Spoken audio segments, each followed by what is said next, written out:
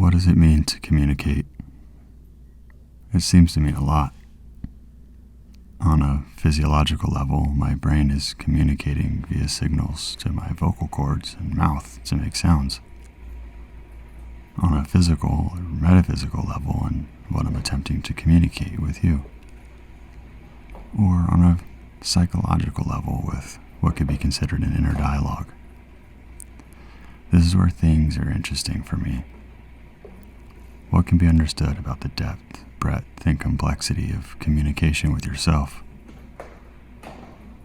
In the deeper chasms of exploring the spaces and occupants of psyche.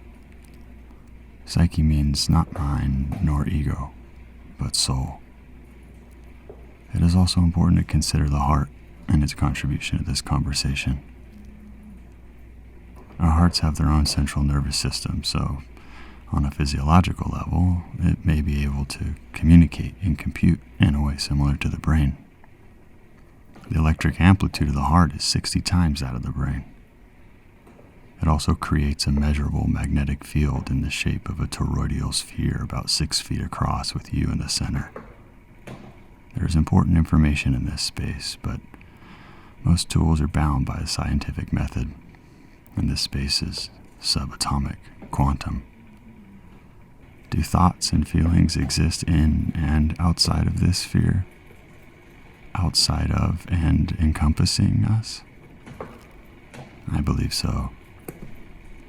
I would like to try a thought experiment. Much of what I'm going to refer to is theory or narrative, but for the sake of the experiment, consider it as truth. Bear with me. Just past our understanding of life on a subatomic scale is the existence of dimensions. We live physically in the third dimension, while also existing in, or at least interacting with, the fourth. In this third dimensional space, we're physical, heavy, grounded, and interacting with the physical world around us. Let's say, however, our thoughts exist in the fourth.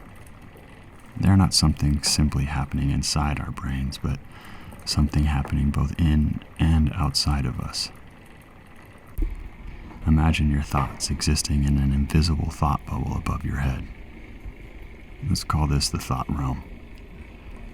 Think of a time where you thought of something and someone you were with says what's in your head before you. In this right, some of our thoughts may be accessible to others, and theirs to us, albeit subconsciously. We also go somewhere in the fourth dimension when we dream, so we are both physical and metaphysical beings. Let's say we're 90% physical and 10% metaphysical. The key difference here being the connection to space. Thoughts occupy no physical space, but can shape the space we occupy. And in the case of dreams, our 90%, our body, our physicality is asleep. So our 10%, or our metaphysicality, is much less bound to our body. It can travel anywhere as it has little or no physicality. This space can be explored through lucid dreaming. My interest here, though, is with the thought realm and how we can communicate with ourselves. If we separate ourselves from our conscious, subconscious, and unconscious and see them as their own entities, can we witness the communication between them? If you can indeed separate yourself from those three, conscious, subconscious, and unconscious, then where are you? What are you?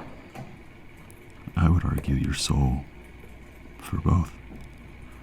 But the beauty and frustration lies with finding comfort in not knowing.